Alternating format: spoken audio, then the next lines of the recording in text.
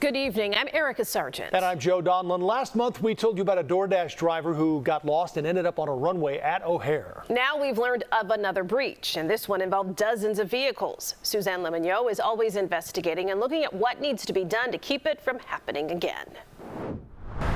On May 27th, a Chicago Department of Aviation security officer assigned to this perimeter checkpoint with airfield access did not have people entering the perimeter in their cars swipe their ID to make sure they had a valid credential for entry.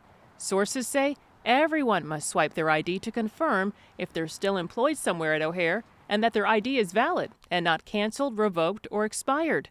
We're told more than 50 vehicles went through the checkpoint. We're in a situation of heightened alert at O'Hare Airport. Is always a concern because it's always a target, like any large airport is. Thomas Harrion is the chief of police in Lyons and was an assistant commissioner at the Chicago Department of Aviation Security Division for nearly a decade, from 2009 to 2019. What concerns me is we're allowing vehicles to enter the secure area without knowing who is in it and what is in it. And I would not want them to get close to commercial jets or any areas that could hinder the security of the airport. Sources say as the drivers went through the checkpoint without any of the occupants swiping their O'Hare ID for entry, it was all caught on camera.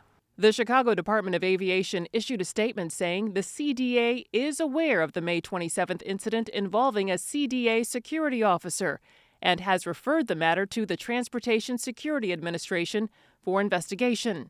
In May, CBS News Chicago reported a food delivery driver seen in this red car went through a different checkpoint and ended up in a secure area at the airfield. Sources say after that security breach, everyone controlling checkpoints was put on notice. But still, on May 27th, dozens of cars got through without being checked. It's unclear whether anyone has been disciplined in that case, as the TSA says the investigation is ongoing.